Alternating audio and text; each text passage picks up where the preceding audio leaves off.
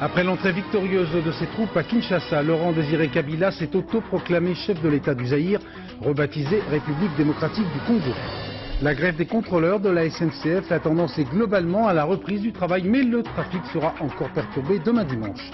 La campagne électorale, les tout derniers sondages publiables indiquent une égalité de voix entre les deux grandes coalitions, droite-gauche, mais une victoire en siège pour la majorité sortante.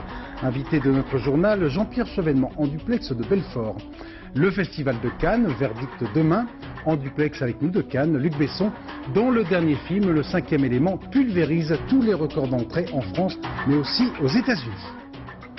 Madame, Monsieur, bonsoir. Le Zaïre n'existe plus. Sur les cartes de géographie, on trouvera désormais la République démocratique du Congo. Première décision éminemment symbolique de Laurent Désiré Kabila, qui s'est autoproclamé aujourd'hui chef de l'État après l'entrée de ses troupes à Kinshasa.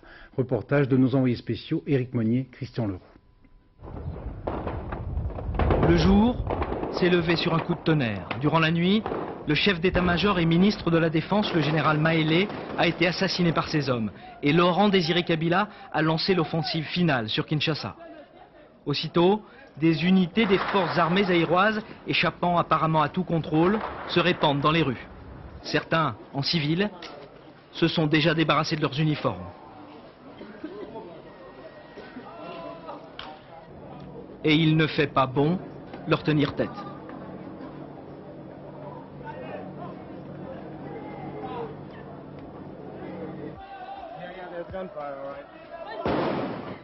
On annonce déjà les troupes de Kabila entre l'aéroport et la ville, puis à Limété, un quartier populaire. L'accueil de la population est enthousiaste. Elle chante à la gloire du libérateur autour des blindés abandonnés de la division spéciale présidentielle, l'élite de l'armée zaïroise. Mais les rebelles restent invisibles. Les soldats gouvernementaux, eux, sont pris dans la nasse. Certains tentent de trouver un refuge à l'ambassade de France, par exemple, mais c'est un refus. Il y a là le général commandant Kinshasa et le gouverneur militaire. Tous deux auraient été tués dans l'après-midi. Car si les pillages et les exactions sont limités, on dénombre des morts chez les civils, comme chez les soldats zaïrois, des morts impossibles à chiffrer. Sur la route, des drapeaux blancs apparaissent. C'est le signe de ralliement aux rebelles qui ont pris le contrôle du Parlement et de la radio, la voix du Zaïre. Le Premier ministre a fui au Congo voisin. Il appelle ses soldats à regagner leur caserne sans s'opposer aux rebelles. De Lubumbashi, Kabila, lui, se proclame chef de l'État du Congo. Enfin, on peut apercevoir le visage des vainqueurs. Ils sont jeunes, harassés et congratulés par la foule. Les soldats de Kabila ne sont plus des rebelles. Le régime du maréchal Mobutu a pris fin aujourd'hui. En un peu plus de 7 mois, Laurent Désiré Kabila est donc devenu le nouvel homme fort de l'ex-Zaïre. Bien des zones d'ombre persistent sur l'itinéraire politique et la personnalité de cet homme de 56 ans, militant anti-impérialiste de longue date, mais aussi redoutable homme d'affaires. Portrait signé Jérôme Bonny. Monsieur Laurent Désiré Kabila assume à partir de ce jour les fonctions du chef de l'État de la République démocratique du Congo. Heureux, Laurent Désiré Kabila, le rebelle qui vient de s'autoproclamer nouveau chef de l'État du Zaïre auquel il a redonné son nom de Congo. C'est l'aboutissement d'une lutte qui a commencé dès le début des années 60, au lendemain de l'indépendance qui voit le départ des troupes belges. Kabila milite dans les rangs de Patrice Lumumba. Après l'assassinat du nationaliste congolais, il continue le combat, mais aussi différents trafics dans l'est du Zaïre. Et quand on le retrouve à l'automne 96, il est devenu le chef de la puissante rébellion zaïroise qui contrôle tout l'est du pays. Il affirme au départ que son seul objectif est de renverser le régime du président Mobutu et rien ne pourra arrêter sa progression. Le chemin est long, depuis l'époque où le Che Guevara, qui le rencontra en 65 dans les maquis zaïrois, lui reprochait d'être un intrigant peu sérieux. Il est devenu un chef impitoyable. Dans les secteurs qu'il contrôle, les organisations humanitaires lui reprochent de laisser mourir les réfugiés hutus rwandais. Ces hommes auraient même commis des massacres. Mais les critiques internationales le laissent de marbre. Parti fin 96 de la province de Kivu, il prend Kisangani en mars et Kinshasa aujourd'hui. Les tentatives de règlement négocié avec Mobutu sont vaines. Leur rencontre le 4 mai dernier sur un navire sud-africain se solde par un échec. Toute la question aujourd'hui est de savoir si le nouveau président de la République démocratique du Congo a l'intention d'organiser des élections, comme le souhaite la communauté internationale. En direct avec nous de Kinshasa, Éric Monnier. Éric, bonsoir. Quelle est, à l'heure où nous parlons, la situation dans la capitale zaïroise? Est-ce que le calme est revenu? Écoutez, la situation est relativement calme. On entend ici et là des tirs, mais ils sont sporadiques. Vous les entendez peut-être juste derrière moi en ce moment. Les rebelles se sont diffusés un petit peu partout en ville. Ils contrôlent maintenant la majorité des quartiers. C'est le cas de notre quartier, du quartier où nous nous trouvons en ce moment depuis environ 1 heure. Ils sont là, ils contrôlent ce quartier parfaitement. Comment réagissent les habitants de la capitale du Zaïre? Est-ce qu'il y a unanimité dans la satisfaction du nouveau pouvoir? Vous savez, la population souhaitait depuis longtemps l'entrée des troupes de Kabila. Elle nous le disait ces jours derniers devant notre caméra. Donc c'est l'Aliès qui a accueilli les soldats de Kabila aujourd'hui. Surtout que ces soldats ont dû traverser des quartiers extrêmement populaires, donc très anti-moboutistes. Toute dernière question, est-ce qu'il est prévu une éventuelle évacuation des ressortissants étrangers qui sont encore à Kinshasa? Écoutez, les troupes étrangères étaient évidemment en alerte. Aujourd'hui, il y a 3500 soldats de l'autre côté du fleuve, au Congo, des Français, des Britanniques, des Belges, des Américains, des Portugais, qui devaient venir évacuer le cas échéant 2000 ressortissants s'ils le souhaitaient, 2000 occidentaux. Jamais aujourd'hui on a pu sentir que la vie de ces occidentaux était en danger. Il n'y aura donc vraisemblablement pas d'intervention. Merci Éric Monnier, vous étiez en direct de Kinshasa. Nous vous retrouvons bien évidemment demain dans notre édition de 13h et de 20h. En France, le trafic SNCF est resté passablement perturbé aujourd'hui, cela suite à la grève des contrôleurs. La direction annonce une tendance globalement à la reprise du travail, alors que la CGT évoque une situation mitigée et contrastée, les syndicats traditionnels peinant apparemment à contrôler les contrôleurs. À Paris, le travail a repris, sauf à la gare de Lyon. Reportage à Saint-Lazare, Elisabeth Esley, Philippe Ray. Elle va quitter Paris-Saint-Lazare pour Serquigny. Pour Margot Guillou, c'est la reprise. Contrôleur depuis 7 ans, d'abord sur la banlieue, passage obligé, et maintenant sur les grandes lignes, elle a fait grève hier et avant-hier. Et aujourd'hui, ce n'est pas de gaieté de cœur qu'elle a revêtu l'uniforme. On a eu une augmentation de 100 francs et non pas de 300 francs ou 1000 francs comme ils veulent nous le faire croire, mais uniquement de 100 francs, c'est la seule chose qu'on a obtenue. Cette prime devrait s'étoffer à la fin de l'année et elle sera prise en compte pour le calcul des retraites. Quant aux effectifs, la direction de la SNCF prévoit de les renforcer. Margot n'est pas convaincue. Ce qu'on demande de nous, c'est au niveau de nos conditions de travail déjà d'être au moins 2, mais au moins ce n'est pas le cas. Là on a perdu de ce côté-là, parce qu'on a demandé des embauches supplémentaires. Ils nous en ont promis 200, mais c'est insuffisant, ne serait-ce que sur Paris-Saint-Lazare. Les contrôleurs mettent en avant le caractère spécifique de leur métier de roulant. L'éloignement, les longues journées, les problèmes de sécurité. Aujourd'hui, les syndicats ont appelé à la reprise dans la grande majorité des gares. Margot est déçue, elle attend le prochain combat. Selon la direction de la SNCF, le trafic ferroviaire restera encore perturbé demain dimanche. Au moins 2 trains sur 3 devraient circuler sur la quasi-totalité des axes. La direction de la SNCF se déclare en mesure d'assurer normalement, dans de bonnes conditions, les retours du week-end de Pentecôte lundi. Vous le voyez, vous pouvez trouver toutes les informations au 08 36 35 35 35, 2 francs 23 la minute. Orage violent hier soir dans le Bordelais, mais aussi dans les Vosges, près de Saint-Dié, où le village de Sénonne a été particulièrement touché. Valérie Fournier. Comme tombée en vrac du ciel sur la place du village. La grêle s'est abattue cette nuit sur Sénonne dans les Vosges et tous les habitants, petits et grands, ont sorti leurs outils, du seau à la pelleteuse. Lourde tâche, d'autant plus que la grêle fond et en aval les fossés n'ont pas résisté. Les pompiers ont dû intervenir plus d'une centaine de fois dans la région de Saint-Dié. Près de Bordeaux, les dégâts sont moins impressionnants. Mais pour les viticulteurs, la grêle est un fléau. 15% des vignobles sauternais et de l'appellation Première Côte de Bordeaux sont ravagés. Cette année, on va quasiment pas vendanger. Et l'année prochaine, je pense que la taille sera très difficile. Et on aura des rendements également très faibles parce qu'on ne pourra pas tailler. C'est qu'avant la grêle, ces vignes ont connu la sécheresse, mais surtout ont souffert du gel. Tous sur le pont. C'est avec ce mot d'ordre très simple quelques 200 associations rassemblant les opposants à la réalisation du canal à grand gabarit Rhin-Rhône appelées à manifester aujourd'hui. Au total, plusieurs centaines de personnes se sont regroupées sur les quelques 35 ponts situés sur le tracé de ce canal.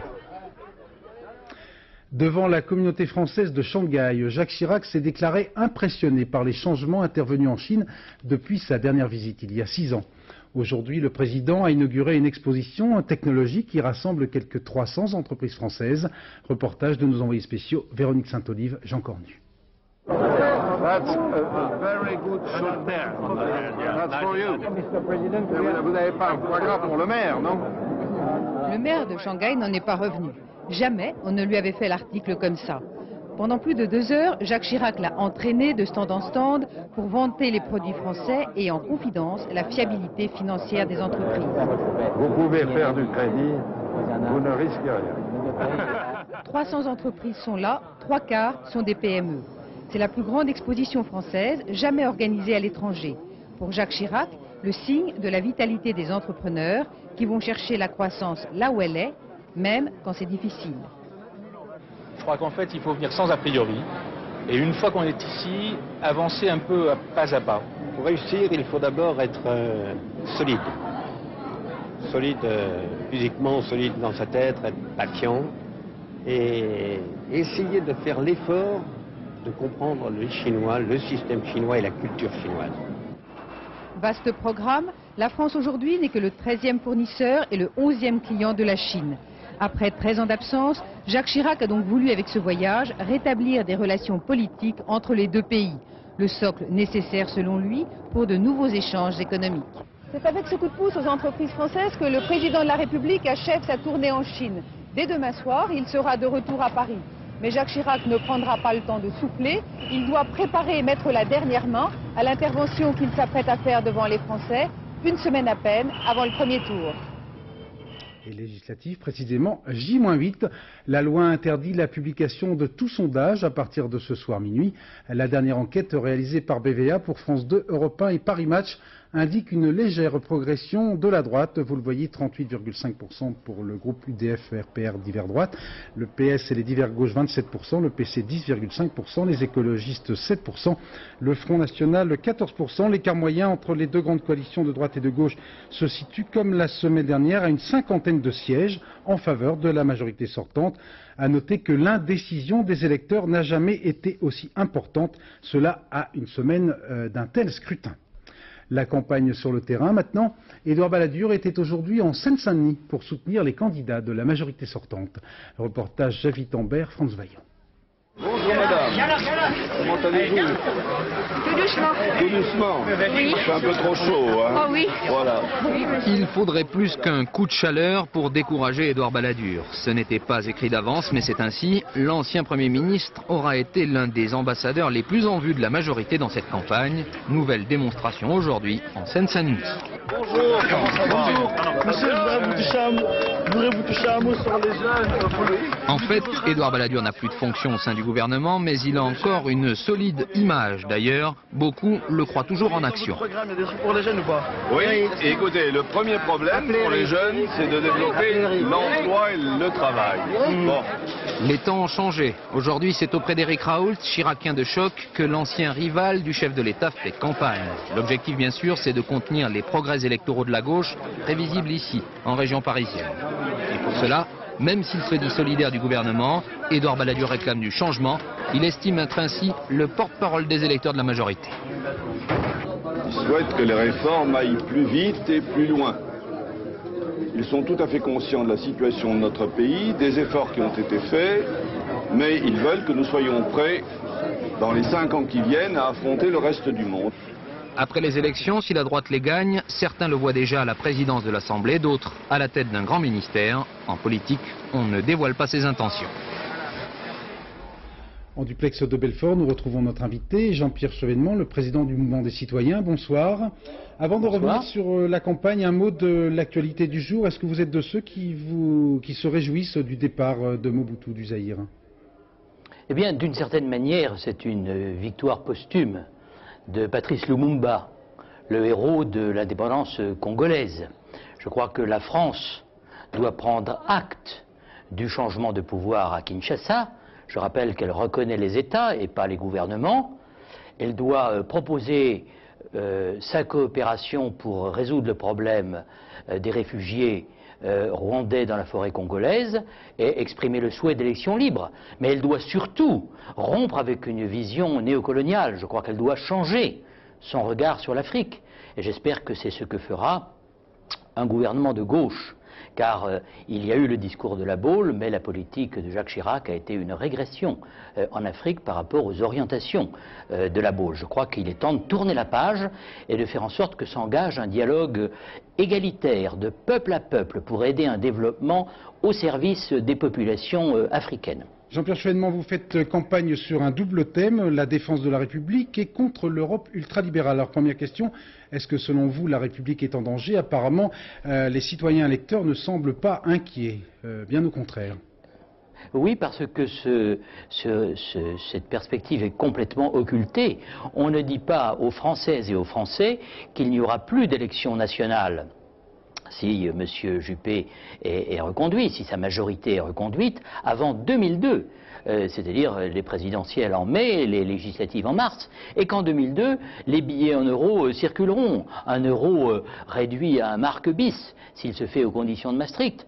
Par conséquent, nous aurons changé d'identité, et les citoyens n'auront plus la possibilité de s'exprimer, parce que le pouvoir monétaire aura été transféré à Francfort, et le pouvoir monétaire est au cœur de tout, et il entraîne avec lui la politique budgétaire, et on le voit déjà, la politique extérieure, la politique militaire. C'est donc d'une certaine manière la fin de la République en tant que gouvernement du peuple, par le peuple et pour le peuple. C'est la fin de la souveraineté populaire, c'est le transfert du pouvoir à des réseaux transnationaux sur lesquels il sera très difficile d'agir. Jean-Pierre Chevènement, qu'est-ce que vous pensez de l'évolution du discours de Philippe Séguin sur l'Europe? Philippe Séguin qui partageait votre combat anti-Maastricht il y a encore quelques mois. Eh bien, j'observe que le Parti socialiste a évolué dans le bon sens.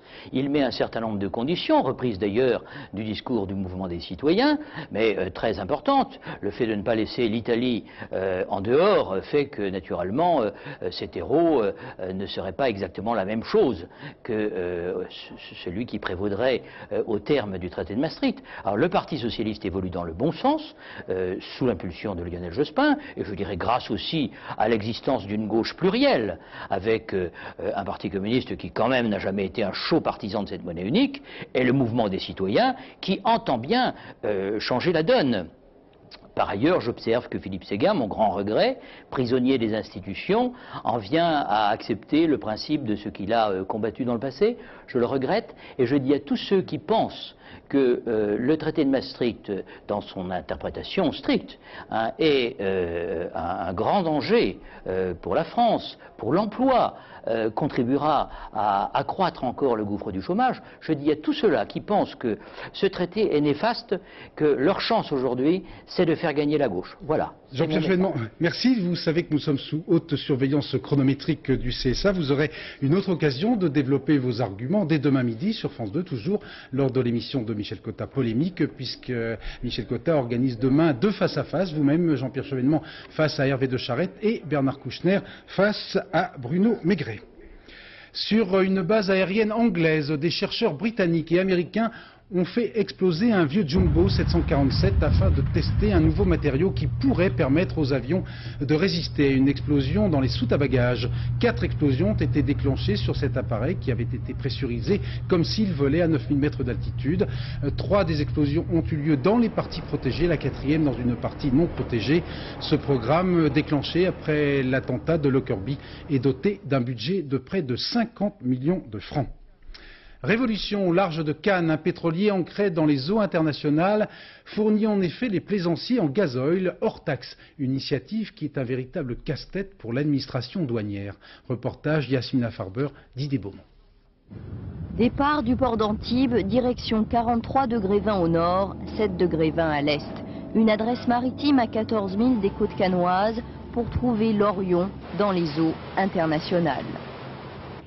L'Orion, un tanker de 125 mètres de long, un navire exploité par une société basée en Suisse pour rendre des services en mer.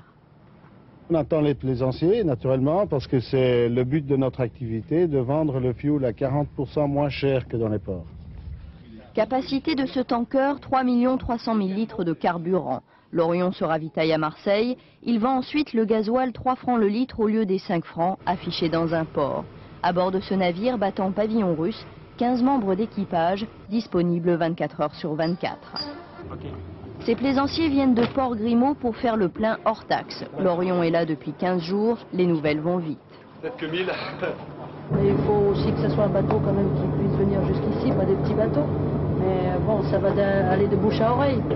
Pour distraire les passagers pendant leur ravitaillement, souvent très long pour des milliers de litres et de francs, l'Orion propose ses produits détaxés, cigarettes, parfums, alcool. Mais pour les douanes, ce commerce est illégal. La réglementation communautaire ne souffre pas d'exception. Seules peuvent être admises en franchise les marchandises, dans certaines limites, qui concernent des plaisanciers, des usagers, des citoyens qui reviennent d'un pays hors communauté. Des spécialistes en droit maritime et en droit fiscal ont travaillé sur l'activité de l'Orion. Pour les avocats de la société, les plaisanciers rentrent justement des eaux internationales et donc de l'étranger. Au moment que le client s'approvisionne dans les zones internationales, il a le droit de retourner dans les eaux territoriales. Les douanes ne peuvent qu'observer le ravitaillement dans les eaux internationales, mais elles interviennent à la sortie, à la frontière des 12 000. À notre retour, c'est le contrôle. Vous avez quelque chose à déclarer ? 6 heures de vérification, des menaces de saisie du bateau, mais à l'arrivée, pas de procès verbal. Les douanes mettent la pression pour dissuader les amateurs de produits hors taxe, mais le tanker de la Côte d'Azur devrait rester en position pendant 6 mois. Environ 30 000 visiteurs sont attendus ce week-end à Courson dans l'Essonne, le rendez-vous annuel des amoureux du jardinage. Près de 30 millions de Français dépensent bon an mal an 1 800 francs en moyenne pour un loisir devenu un véritable art de vivre. Un secteur qui n'échappe pas, lui non plus, aux fraudeurs. La contrefaçon représente chaque année un manque à gagner de quelques 4 milliards de francs pour les professionnels. Reportage Valérie Gagé, Michel Levasseur. Elle s'appelle Baccarat, Pierre de Ronsard ou encore Catherine Deneuve. Ce sont les Rolls-Royce de la Rose, des œuvres d'art fruits d'un patient travail de recherche. Pour obtenir ces variétés uniques, il faut multiplier les croisements. Voilà Selon les spécialistes, 7 à 10 ans sont nécessaires pour trouver la perle rare, la rose qui se vendra. Mais pour la copier, en revanche, il ne faut que quelques minutes. À notre demande, André, le jardinier, a accepté de jouer les faussaires. Je vais prendre le greffon qui se trouve sous la feuille. J'ai mon églantier qui est ici. Je fais une incision, voilà. La greffe est en place. Les fleurs coupées, et en particulier les roses, sont les premières victimes de la contrefaçon. Près de la moitié de celles vendues en France sous de grands noms seraient en fait des copies. Mais les pirates verts installés en Amérique latine, en Afrique du Nord ou en Europe de l'Est reproduisent aussi à grande échelle des ceps de vigne et des arbres fruitiers. En souffre non seulement l'obtenteur, puisque lui ne touche pas les royalties qu'il devrait avoir sur ses productions, mais c'est derrière toute la production qui souffre aussi, et toute la distribution. Et c'est en effet, aujourd'hui, 4 milliards, c'est un grand chiffre quand même, de déficit commercial pour la France à cause de la contrefaçon des végétaux. Pour protéger leur création, les horticulteurs déposent des brevets, comme pour les inventions industrielles. Si les services des douanes interceptent un stock de plantes contrefaites, ils peuvent le détruire. Certains producteurs n'hésitent pas à jouer les détectives pour démanteler les filières internationales. Car pour reconnaître une plante copiée d'un original, il faut vraiment avoir l'œil. La navette américaine Atlantis, avec à bord le français Jean-François Clairvoy, s'est arrimée cette nuit à la station orbitale Laurus Mir, selon une procédure désormais bien rodée. Ce 6e amarrage s'est déroulé tout à fait normalement, à l'heure prévue, et à quelques 300 km au-dessus de la Terre, alors que les deux vaisseaux évoluaient à une vitesse d'environ 28 000 km/h. Au cours de cette manœuvre, l'équipage d'Atlantis a pu tester une nouvelle technologie d'approche des deux vaisseaux spatiaux par rayon laser, une technique mise au point par l'Agence spatiale européenne. Dans notre grande série, on en apprend tous les jours. Figurez-vous que les hommes qui ont suivi des études supérieures sont 2 fois plus infidèles que les autres. Attention, cela ne concerne que les attitudes sexuelles des Britanniques. C'est la conclusion d'un sondage tout à fait sérieux mené sur un panel de 19 000 personnes. Information en forme de transition pour évoquer maintenant un drame de l'adultère qui est en train de secouer toute l'Amérique. Commentaire de notre spécialiste Laurent Boussier. L'histoire pourrait faire sourire si elle n'était pas tragique. À 26 ans, Kelly Flynn, lieutenant de l'armée de l'air américaine, première femme, pilote de bombardier B-52, officier à la carrière jusque-là exemplaire, va passer mardi prochain en cour martiale. Sa faute, avoir eu une liaison avec un homme marié, un civil de surcroît. Impardonnable aux yeux de la réglementation militaire, pour qui l'adultère ou la complicité d'adultère est un crime. On est loin des tueurs en série, du trafic de drogue ou de la vente d'armes à feu de gros calibre. On est dans ce qui passionne les Américains, une affaire sexuelle. Ils ont choisi de rendre cette affaire publique et donc de m'humilier publiquement.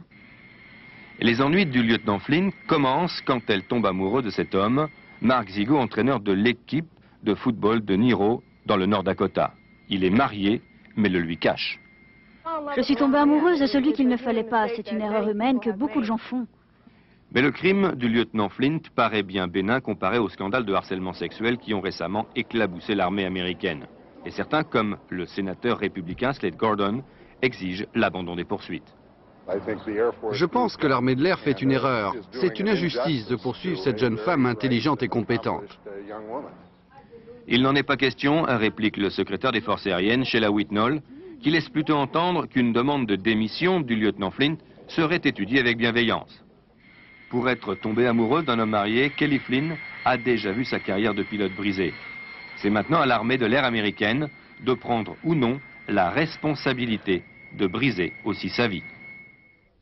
Sport toujours, Olivier de Kersauzon est en passe de réussir son pari et de ravir au Néo-Zélandais Peter Blake le trophée Jules Verne récompensant l'équipage le plus rapide autour du monde à la voile. Yann Lavoie. L'amiral rentre au port. Olivier de Kersauzon et ses 6 hommes d'équipage accélèrent même à mesure que les côtes françaises se rapprochent. Filmé ce matin vers 11 h au large du Portugal, Sporelec avançait à une allure constante de 18 nœuds. À ce rythme-là, le record de Peter Blake sera pulvérisé. Rien n'est fait, hein. Et on a tous avant suffisamment d'expérience pour savoir que tant que la ligne n'est pas coupée, c'est pas fait. Évidemment, on est content, on sait que on a quand même de bonnes chances que ça se fasse, mais tant que c'est pas fait, c'est pas fait. Olivier de Kersauzon reste prudent, mais il devrait couper la ligne lundi matin très tôt, après 71 jours de mer. Ce serait donc 3 jours de moins que Peter Blake, un véritable exploit.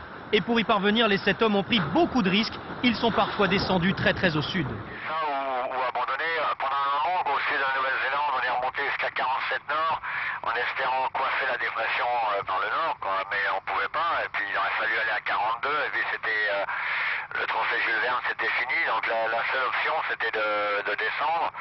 Et puis on savait qu'on descendait dans du très difficile, quoi. Et on n'a pas été déçus, hein. C'est un joli lundi de Pentecôte qui s'annonce du côté du port du Moulin Blanc à Brest. L'amiral va définitivement inscrire son nom dans l'histoire de la voile.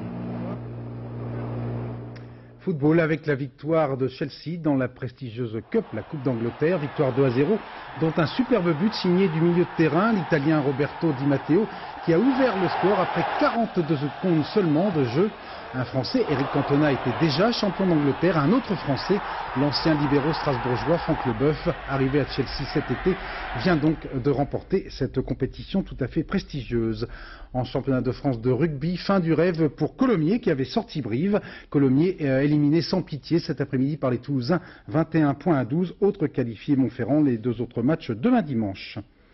Le Festival de Cannes avec le dernier film en compétition officielle, Le baiser du serpent, un film présenté sous les couleurs britanniques, mais réalisé par un Français, Philippe Rousselot, l'un des plus prestigieux directeurs photo, déjà couronné par un Oscar et 3 Césars. Stéphane Auban. Ah, Juliana, let me present Munir Crowe, my dear, of LaRousse & Crowe, internationally acclaimed garden architect. Purveyors of paradise. Quand un paysagiste redessine le jardin d'une famille bourgeoise, ce sont tous les personnages qui révèlent leur vraie nature. La belle Greta Scacchi est l'épouse insatisfaite qui erre, meurtrie, dans un jardin anglais. Très loin de son image habituelle de femme fatale, l'actrice italienne a mis 2 ans avant d'accepter ce rôle risqué. Je suis contente que je l'ai fait, parce que il me semble que ça marche. Les gens disent que ça marche, que je suis juste pour le rôle. Je dois accepter moi-même que je suis arrivée à cet âge-là, que je ne suis plus la jeune femme, je suis sa mère. Petite fille de Charlie Chaplin, la jolie Carmen décroche ici son premier rôle. Le baiser du serpent est un grand film romantique de passion venimeuse et de fruits défendus. Mynheer Cromes, it's you. You seem so different. Moi, quand j'ai lu, c'était comme un roman. C'est une belle histoire. Une belle histoire d'amour. Une très belle histoire d'amour. Et une belle intrigue. First, you must be blindfolded. Blindfolded? If you want to win a prize. What prize? Kiss? Le premier film du français Philippe Rousselot est un chassé-croisé amoureux en forme de petit conte philosophique. Une fable comme les aimait le XVIIIe siècle au temps des Lumières, quand les hommes pensaient pouvoir tout comprendre, des raisons du cœur. Le Festival de Cannes et le cinéma à nouveau en deuil après Marco Ferreri, un autre grand du cinéma italien vient de nous quitter. Le réalisateur Giuseppe De Santis, le Pygmalion de Silvana Mangano, et qui il avait tourné en 1949 le film Riz amer, à l'occasion de revoir cette scène tout à fait inoubliable de la danse avec Vittorio Gassman, cela sous les yeux de Ralph Vallone. De Santis, à la recherche de l'héroïne de son film, avait rencontré Silvana Mangano dans une rue de Rome alors qu'elle marchait sous la pluie, une rose à la main. Alors que les tout derniers sondages publiables confirment la perplexité des électeurs français, une seule certitude, la France vote Besson, pour reprendre le titre de Libération. Le tout dernier film de Luc Besson, Le 5e élément, a en effet pulvérisé tous les records d'entrée en France, mais aussi aux États-Unis, en Belgique ou encore en Suisse romande. Avant de retrouver en direct de Cannes le réalisateur, analyse d'un succès en compagnie de Thierry Ray. New York, 20e siècle, est très sensible au New York 23e siècle, version Besson. Dans ce cinéma de Manhattan, 2 salles pour le 5e élément. 2 millions de spectateurs en 8 jours en France et 2,5 millions dès le premier week-end aux États-Unis. Une belle envolée. Luc Besson est grand. Oui, ça ressemble à un film américain avec de bons effets spéciaux façon Hollywood. Ça ressemble à une bande dessinée. Il y a beaucoup de couleurs, mais c'est plus qu'un dessin animé. Bien sûr, il y a la mine réjouie de Bruce Willis et les effets spéciaux, mais une grande idée du film vient de cette petite maison parisienne qui n'a pas des allures de science-fiction. C'est là que travaille Jean-Claude Mézières. Dans la première version du scénario, le héros est ouvrier dans une usine de fusées et circule en métro. Mais Besson est fan de BD depuis très longtemps. Un jour, chez Jean-Claude Mézières, il remarque un petit détail. Donc c'est là où les histoires des taxis volants démarrent dans les toutes premières pages. Et donc c'est là où, en dessinant un petit taxi dans un coin de décor, ça lui a bien plu. Il m'a dit, ils sont marrants tes taxis.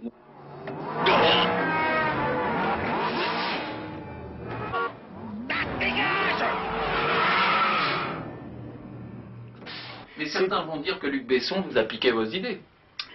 Non, c'est des échanges. Et en science-fiction, tout le monde échange des choses. Jean-Claude Mézières, comme Möbius, a obtenu un contrat. Luc Besson a donc su renvoyer l'ascenseur.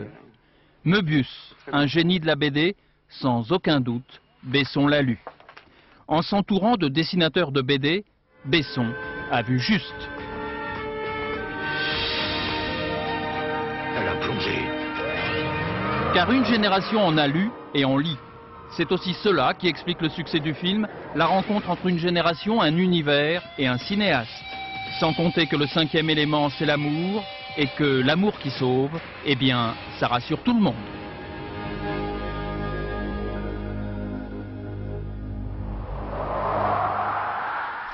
En duplex de Cannes, Luc Besson, qui revient donc en 2e semaine. Alors, heureuse, je parle bien sûr de la Gaumont, coproducteur avec la Columbia. Comment analysez-vous ce triomphe ? Oh, écoutez, je sais pas. Je suis très content. J'ai passé une semaine formidable à Cannes. J'ai vu plein de gens très heureux. J'étais un petit peu dans les salles voir les gens. Ils ont l'air... J'ai vu des gens avec la tête comme ça, complètement... Ça, je suis très content, voilà. Est-ce que c'est pas parce que dans la sinistrose ambiance, les Français ont tout simplement envie de se changer les idées, de se divertir?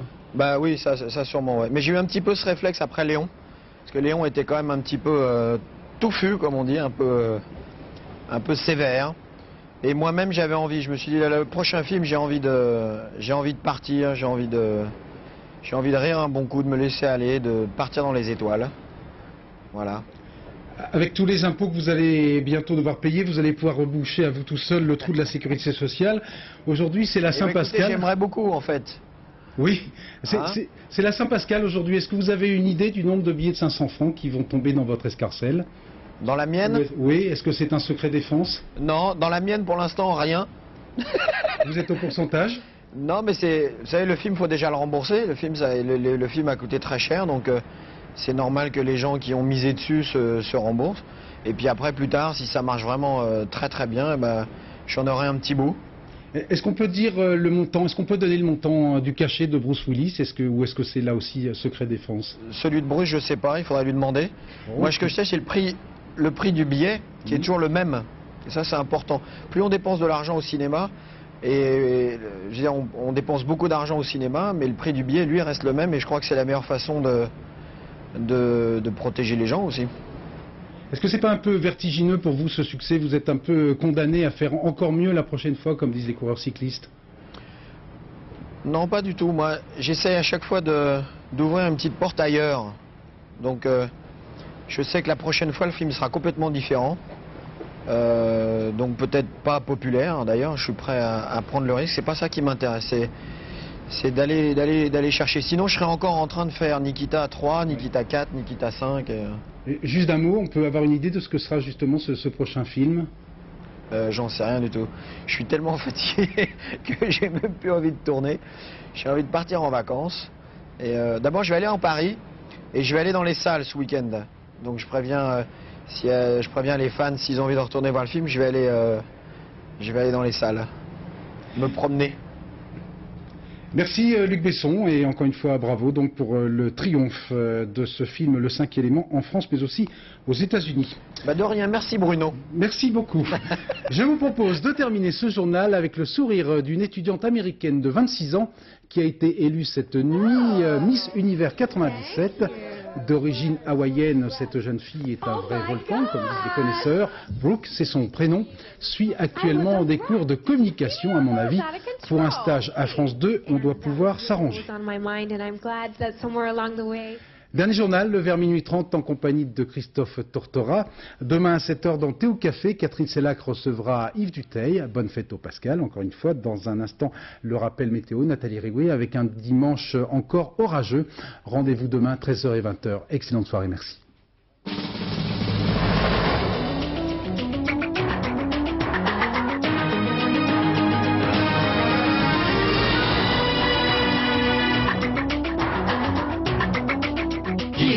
De restaurant, vendeur d'encyclopédie de Michel Delpech.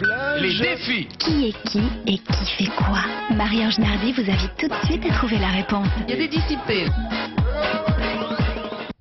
Mais regarde, ils sont là.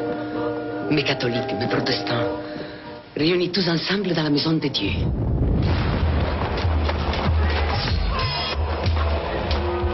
Je la veux, cette guerre.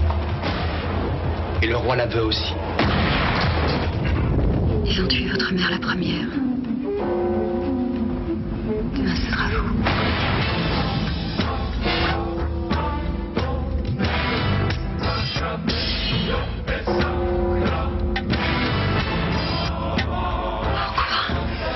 Pourquoi Patrice Chéreau vous propose le plus sanglant, le plus invraisemblable et le plus terrible des romans. L'histoire. Dimanche soir sur France 2. Demain sur France 3, le meilleur flic d'Europe a maintenant un numéro vert. Oui. Vous travaillez aussi le dimanche? Oui, faut bien. Est-ce que votre téléphone a un haut-parleur? Branchez-le. Il n'y a plus de place pour toi et rien ne t'appartient. Papa. Dites-moi, nous n'avons pas bien compris. Avec ses 7 mains, notre standardiste maîtrise toutes les situations. Demain à 20h50 sur France 3.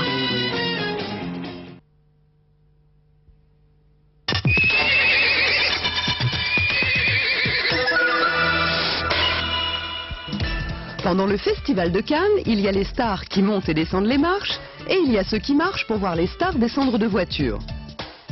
Mais cette année, les chevaux de la garde républicaine leur ont presque volé la vedette, et pour une première, ce n'était pas un rôle de figuration. Nous effectuons durant le festival de Cannes une mission de police de surveillance générale. Et a priori, nos chevaux réagissent bien et nos cavaliers sont à la hauteur.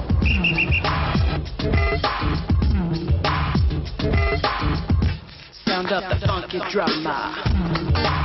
Et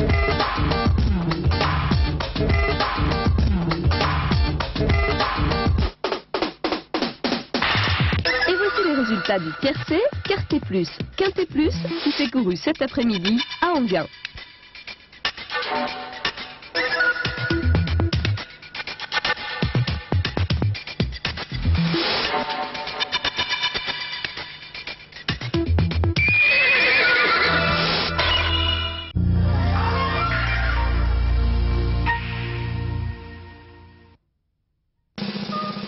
Roundup, le premier désherbant biodégradable. Il détruit les mauvaises herbes de l'intérieur jusqu'aux racines et ne pollue ni la terre, ni l'os de Rex.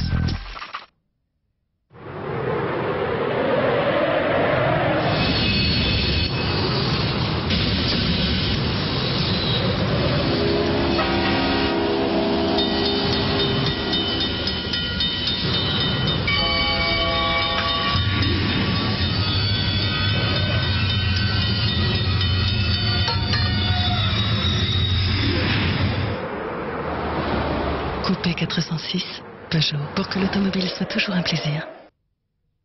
Pour vous, Gladys, il n'y a que la feta salakis au bon lait de brebis. Feta salakis au bon lait de brebis. Mais...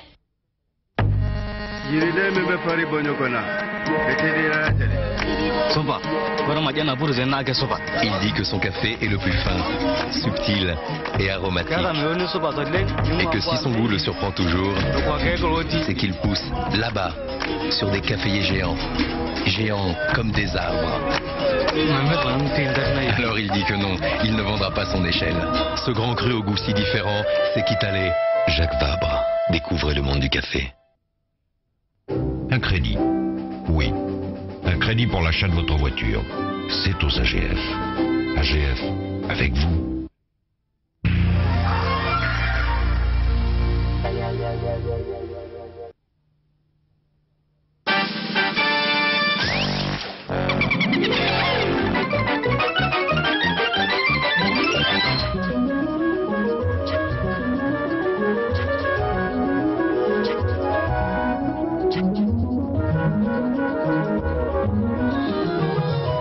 Bonsoir à tous. Un week-end de Pentecôte placé sous le signe des orages qui dans les heures à venir seront encore assez violents. Peu de régions échapperont avec de la grêle, d'abondantes précipitations et de fortes rafales de vent.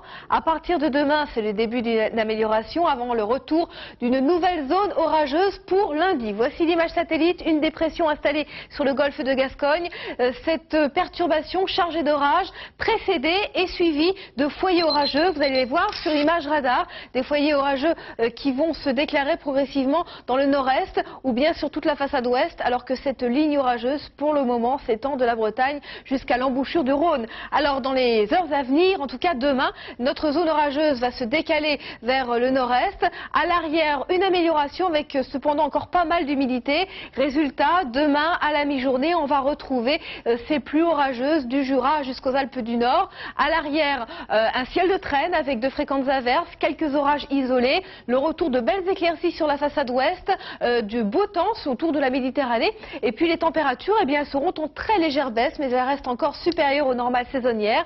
Au lever du jour, elles varieront d'entre 9 et 13 degrés sur la moitié nord, 11 à 15 degrés sur la moitié sud. Dans l'après-midi, nous allons perdre 2 ou 3 degrés selon les régions, avec 18 à 23 degrés au nord de la Loire et 19 à 25 degrés sur la moitié sud. L'évolution pour lundi, avec une nouvelle perturbation pluvio-orageuse, un peu moins violente que la précédente tout de même, qui va s'étendre à la mi-journée de la Normandie jusqu'au Pays Basque. Elle va progressivement se décaler vers l'est.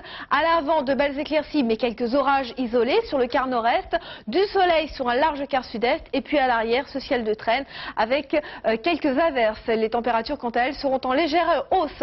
On termine par l'éphéméride. Nous serons demain le dimanche 18 mai. Le soleil va se lever à 6h07 pour se coucher à 21h28. Excellente soirée sur France 2. Première météo, c'est demain dans Thé au Café en compagnie de Patrice Drevet. À demain, midi.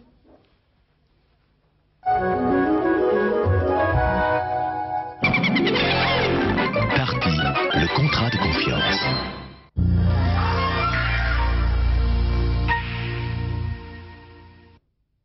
Woman, I can hardly express my mixed emotions at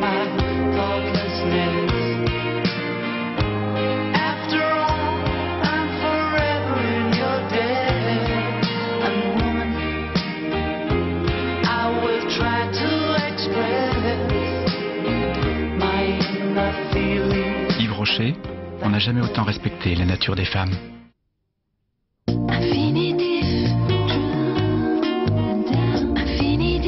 Parfum infinitif. Vous êtes toujours parfaite.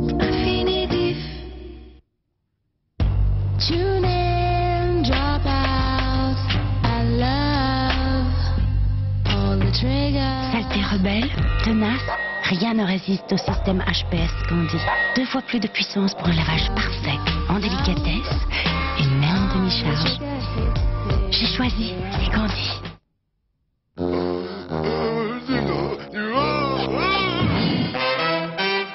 Allons, il faut prendre ça plus à la légère.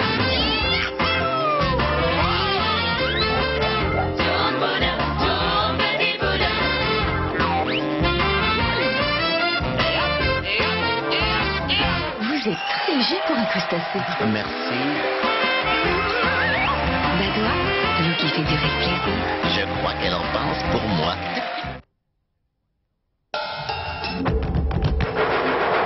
Il y a bien des façons de communiquer. Mais généralement, le meilleur moyen est d'aller droit au but. Sur le nouveau téléphone portatif Nokia 3110, une simple touche vous donne accès à toutes les fonctions. La touche à tout faire, Navi. Le nouveau Nokia 3110 et sa touche Navi, le téléphone qui va droit au but. Nokia pour relier les hommes. Il est utile de se brosser les dents après chaque repas. Alors on mâche le nouvel Aquafresh Protect pour nettoyer les dents, combattre les attaques acides et faire la laine très fraîche. Parole de boost, parole d'Aquafresh. Le rêve de John se réalisa le jour où il reçut les vernis V33.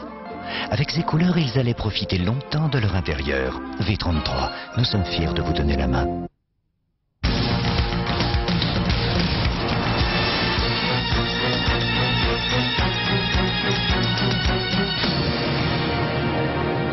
Rien n'est perdu. Vous possédez une Saxo.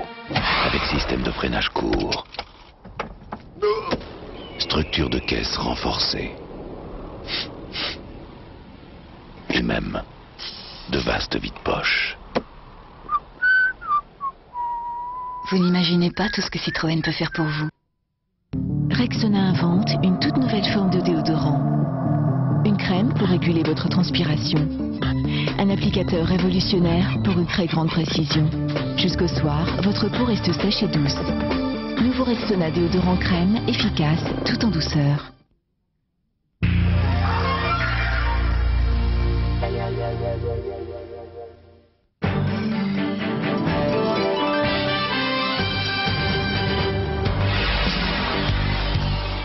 Bonsoir, bienvenue au second tirage du loto. Le montant de la super cagnotte est de 30 millions de francs minimum.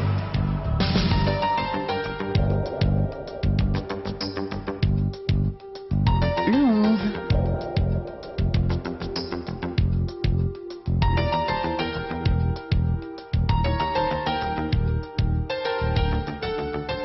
Le 18.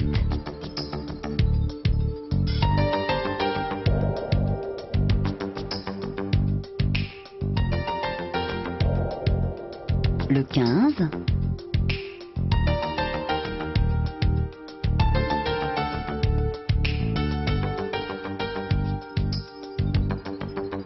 Le 4.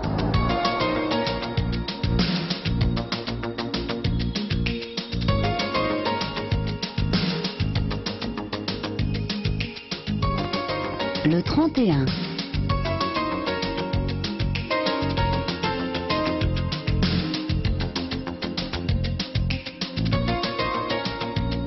Le 32.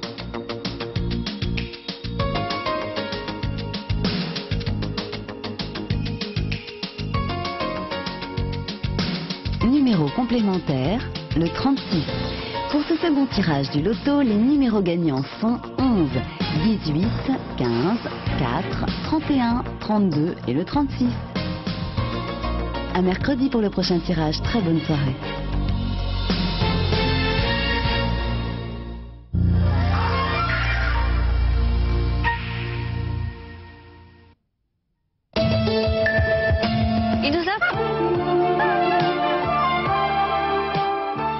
Est-ce que l'âge n'a pas été un drame pour elle? Dalida, sûrement. Sûrement parce que Dalida a toujours fait attention à sa ligne et s'est sacrifié beaucoup pour son physique. Elle n'a pas eu d'enfant, ce qui lui a permis de garder jusqu'à la fin cette silhouette de jeune corps de jeune fille. Elle n'a jamais été mère. Et je pense, ah oui, mon Dieu, disons que vers la fin, pas au début, parce qu'il faut dire que Dalida a tout sacrifié pour le métier. Elle a mis pendant longtemps l'artiste avant la femme. Et je crois qu'il y a eu un déclic vers les dernières années de sa vie. Il y a eu un déclic parce qu'en quelque sorte la femme s'était sentie frustrée par l'artiste. Et quelque part il y a eu comme un conflit entre des femmes. C'est comme si Yolanda voulait tuer Dalida. Parce que disons elle a retenu responsable de la faillite. Donc, elle pensait de la faillite de sa vie sentimentale, de sa vie privée. On a beaucoup l'image des stars seules et un petit peu qui finissent mal avec, enfin on pense toujours à Marilyn et toutes les autres, hein, les déchéances, telles Rita Hayworth et autres. Ce qui n'était pas le cas de Dalida car physiquement elle était splendide, il n'y avait pas d'alcool, il n'y avait pas de drogue dans la vie de Dalida, tout le monde le sait. Mais enfin une fin, comme un mauvais roman, c'était trop, c'est pas croyable quand je suis rentré, que j'ai appris ça. En même temps c'était évident. Parce que... vous m'avez surpris. J'ai été traumatisé, choqué, mais j'ai dit... C'était fatal. Il y avait déjà quelques années qu'au milieu des conversations, où on s'amusait, on riait, on pouvait l'entendre rire, et subitement au milieu de la conversation avec 15 personnes, son regard partait, ne vous écoutait plus. Une gravité. Oui. Son regard n'était plus le même. Elle partait de plus en plus.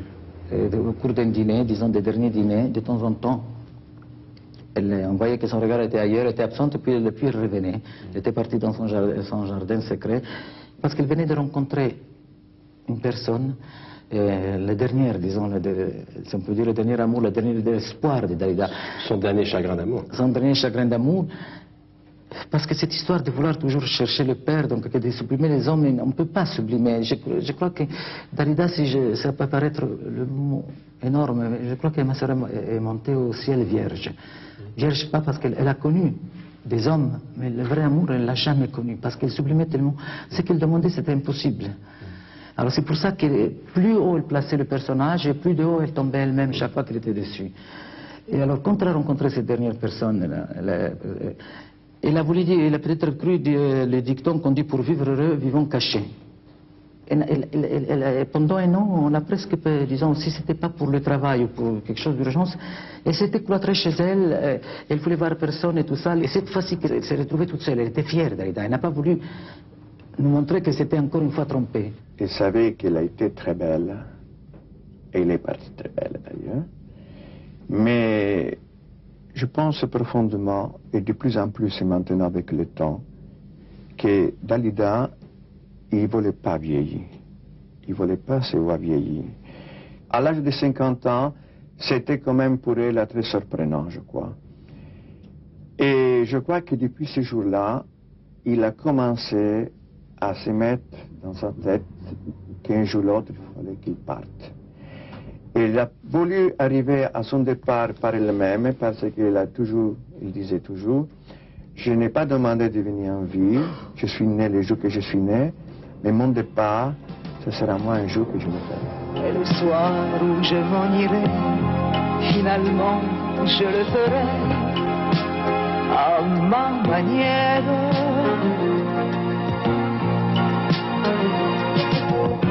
J'aimerais au tout dernier appel faire mes adieux au soleil à ma manière.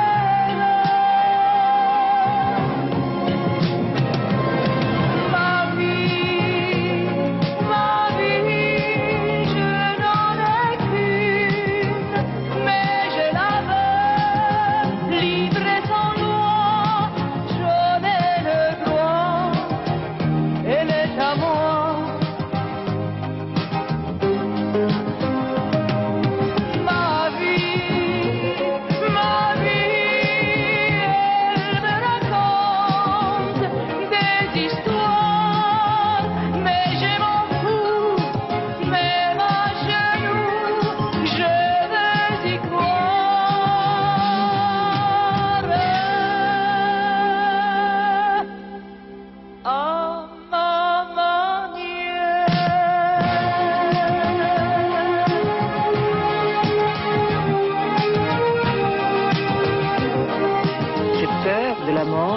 Il se peut qu'elle provient de notre naissance. Et je me suis libérée de cette peur, je suis très contente. Et je pense aussi que quand on a peur de la mort, on ne vit pas. On ne vit pas bien. Parce qu'on vit avec la mort à côté et finalement on ne voit pas la vie. On ne voit pas la vie passer. Peur de mourir, c'est peur de vivre.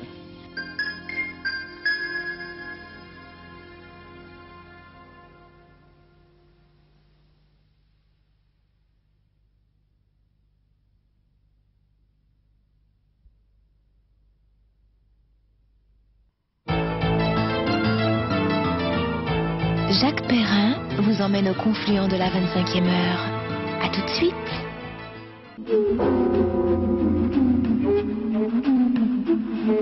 Cette Margot est une putain malfaisante. Dis qu'elle est incapable d'aimer. Que du sang d'assassin coule dans ses veines.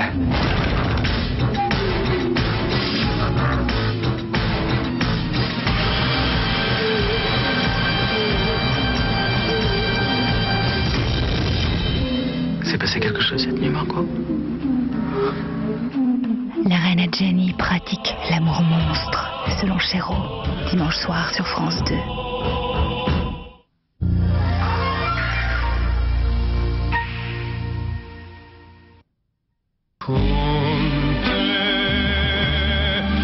Écoutez, vous entendez Andrea Bocelli.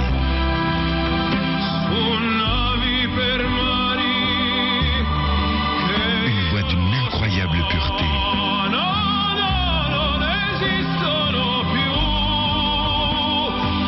Découvrez Romanza, l'album d'Andrea Bocelli, avec RTL.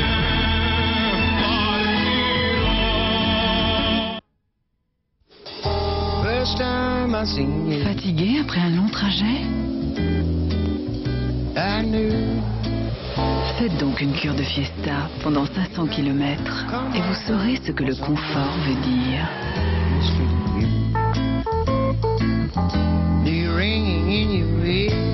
Fiesta, oubliez toutes vos références. Jusqu'au 30 juin, avec le Capital Vacances Ford, la Fiesta Déclic est à partir de 53 500 francs. Encore une idée qui nous rapproche. RFM présente Liane Folly. Un peu, beaucoup, passionnément, à la folie.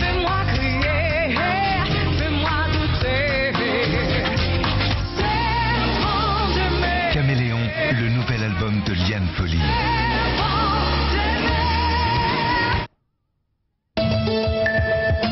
Il nous a appelé quand la dernière fois, Marc? Oh là là. Oh oui, au moins. Souvent, il raccroche à peine qu'il rappelle aussitôt. Marc, je vous dirai pas ce qu'il me raconte, mais je peux vous dire que ça dure longtemps. Vous avez deviné? Avec SFR, c'est simple. Marc a choisi le temps dont il avait envie. En plus, pour la fête des mères, SFR offre jusqu'à 200 francs de réduction par mois pendant 3 mois. Et vous, de quel forfait SFR avez-vous envie? SFR, le monde sans fil est à vous. Avec Panzani, vibrez et dansez au rythme de la Méditerranée.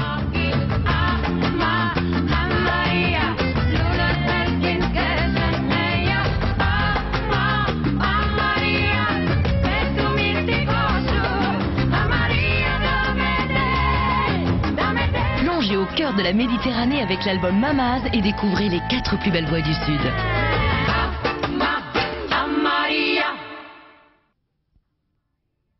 Halte aux impayés. Vérifiez la santé financière de vos clients et fournisseurs. Par Minitel 3617 Vérif. Attachez vos ceintures. Canal Satellite numérique vous emporte dans la télé de vos rêves. Avec en exclusivité Disney Channel. Planète, la chaîne pour découvrir le monde et son histoire. Avec Eurosport et avec le sport à la carte, 8 matchs de D1 chaque journée de championnat et la F1 sur 7 canaux. Avec un incroyable choix de films. 20 grands films par jour sur 4 chaînes cinéma et le cinéma à la carte.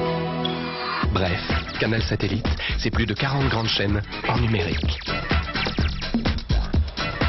En ce moment, offre spéciale Canal Satellite, 130 francs par mois.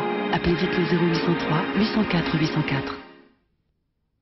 Fun Radio présente Cinéphone, le disque des musiques qui ont fait l'histoire du cinéma. Avec Harry Belafonte, Underworld, Phil Collins, Joe Cocker, Mosé et Roy Orbison. Cinéphone, 18 films cultes, 18 titres inoubliables en version originale.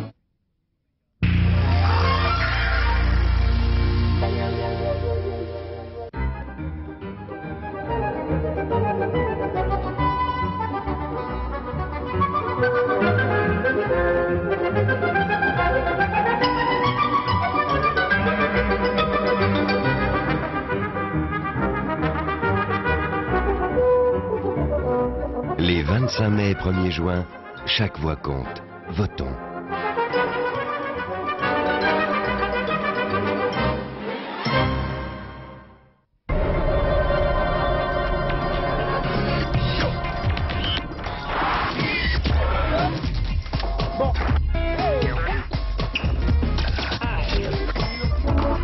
Pour 60 millions de Français et 6 milliards de terriens, 24 heures d'information. Personne n'a jamais fait mieux.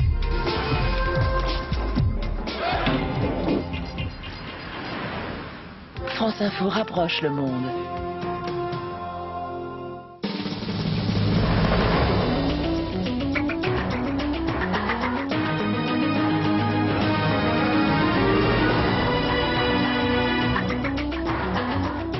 Madame, Monsieur, bonsoir. L'histoire s'accélère au Zaïre. Les rebelles sont entrés ce matin dans Kinshasa sans rencontrer de véritable résistance. Laurent Désiré Kabila s'est autoproclamé chef de l'État qu'il a rebaptisé République démocratique du Congo. Kabila doit former un gouvernement provisoire dans les 72 heures. Le président déchu, le maréchal Mobutu, est attendu ce soir au Maroc avec toute sa famille. Laurent Hakim. Les rebelles font maintenant régner l'ordre à Kinshasa et ils le prouvent. Celui-là en est quitte pour une caméra, cet autre pour une odeur de poudre et le sifflement d'une balle. D'autres, civils ou militaires, auront moins de chance, mais pas le bain de sang redouté à Kinshasa. À l'entrée des troupes rebelles samedi en fin de journée, hormis quelques coups de feu, les soldats de la garde présidentielle moboutiste ont fait profil bas. Ils ont souvent rallié la rébellion, abandonnant uniformes et véhicules, lesquels deviennent autant de podiums pour acclamer la victoire des hommes de l'Alliance démocratique. À quelques centaines de kilomètres à Lubumbashi, sa base arrière, Laurent Désiré Kabila se proclame à la 3e personne président d'un État rebaptisé République démocratique du Congo. Monsieur Laurent Désiré Kabila assume à partir de ce jour les fonctions du chef de l'État de la République démocratique du Congo. Je suis très heureux. Je suis très heureux de cette victoire, s'amuse-t-il. Un président autoproclamé et aucune promesse d'élection n'empêche pas la population de manifester sa joie dans les rues de Kinshasa en saluant leur libération du pouvoir moboutiste. Feuilles d'arbres ou mouchoirs blancs sont autant de signes de ralliement aux rebelles. Le président maréchal déchu est déjà loin. Ses avoirs déposés en Suisse viennent d'être gelés par le gouvernement de Berne. Les États-Unis se disent satisfaits de la prise de pouvoir dans un calme relatif par les rebelles. La France déclare qu'elle jugera le nouveau régime sur ses actes. Les suites de la visite de Jacques Chirac en Chine, le président français était à Shanghai aujourd'hui. Il s'est déclaré impressionné par les changements intervenus dans ce pays depuis sa dernière visite, il y a 6 ans. Le chef de l'État inaugurait une exposition de technologie française organisée sur place. Véronique Saint-Olive, Jean Cornu. That's a very good souvenir. That's for you. Vous n'avez pas un foie gras pour le maire, non? Le maire de Shanghai n'en est pas revenu. Jamais on ne lui avait fait l'article comme ça. Pendant plus de 2 heures, Jacques Chirac l'a entraîné de stand en stand pour vanter les produits français et en confidence la fiabilité financière des entreprises. Vous pouvez faire du crédit, vous ne risquez rien. 300 entreprises sont là, 3/4 sont des PME. C'est la plus grande exposition française jamais organisée à l'étranger.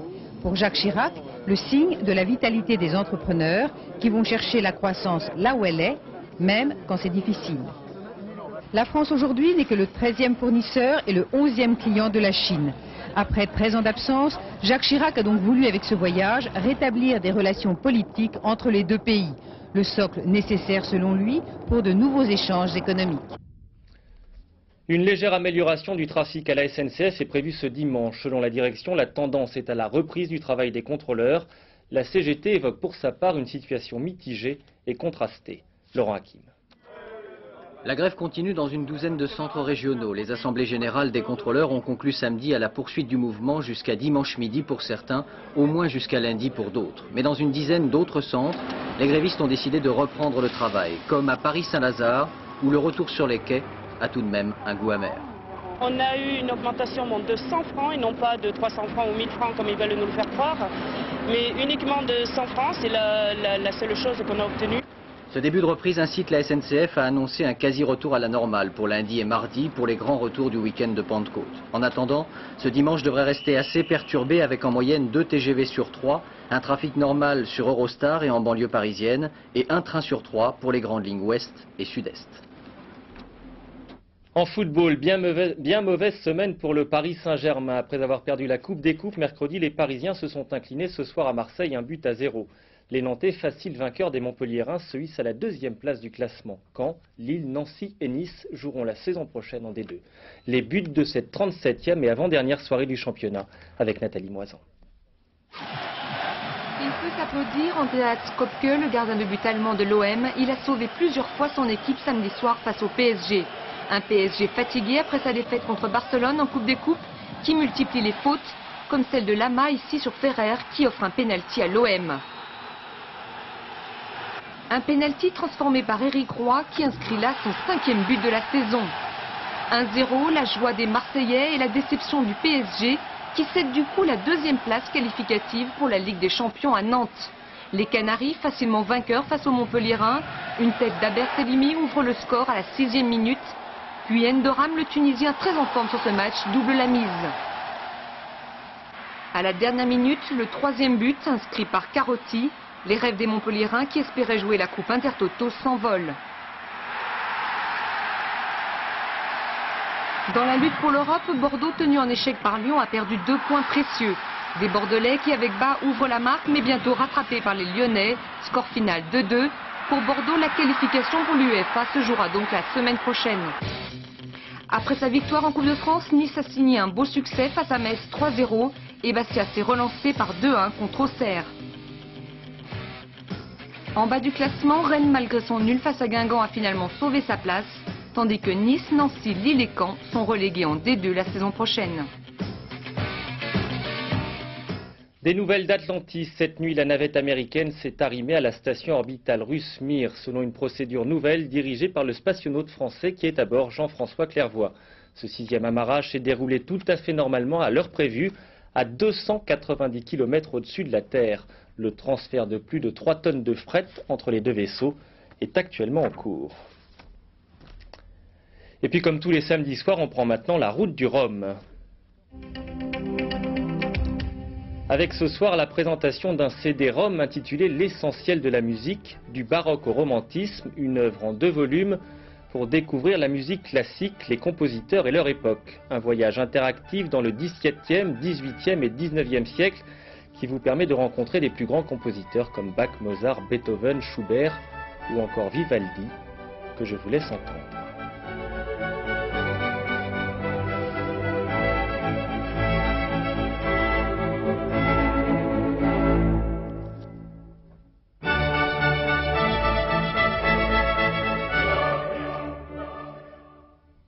Voilà, c'est la fin de ce journal. Prochain rendez-vous avec l'actualité dès 7 h. Catherine Sellac reçoit Yves Duteil dans Thé ou Café. À 13 h, Bruno Mazur. Très bonne nuit sur France 2. À demain. Bonsoir.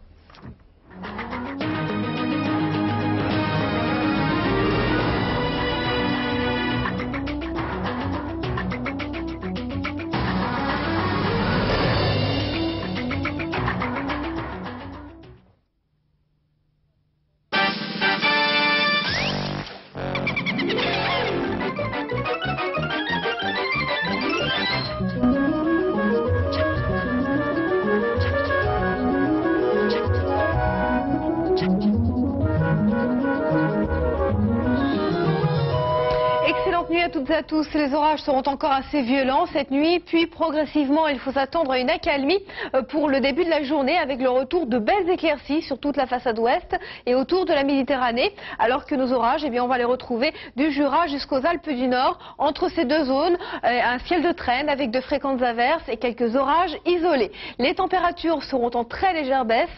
Elles varieront entre 9 et 14 degrés sur la moitié nord, 11 à 15 degrés sur la moitié sud. Dans l'après-midi, nous allons perdre 1 à 2 ou 3 degrés selon les régions, avec des valeurs qui oscilleront entre 18 et 23 degrés sur la moitié nord et entre 19 et 25 degrés sur la moitié sud. Hors de nos frontières, le temps sera variable, plutôt ensoleillé sur les îles britanniques, ensoleillé également sur l'Espagne, sur l'Afrique du Nord avec 26 degrés à Tunis, 22 degrés à Rabat. Il y aura des orages à Berne, à Berlin et à Copenhague avec des températures comprises entre 18 et 20 degrés et des conditions anticycloniques sur le sud-est avec 28 degrés à Athènes, 30 degrés à Budapest ou bien 28 degrés à Rome. Voici l'éphéméride. En ce dimanche 18 mai, eh bien c'est la Pentecôte. Le soleil va se lever à 6h07 pour se coucher à 21h28. Excellente fin de nuit et à très bientôt. Merci.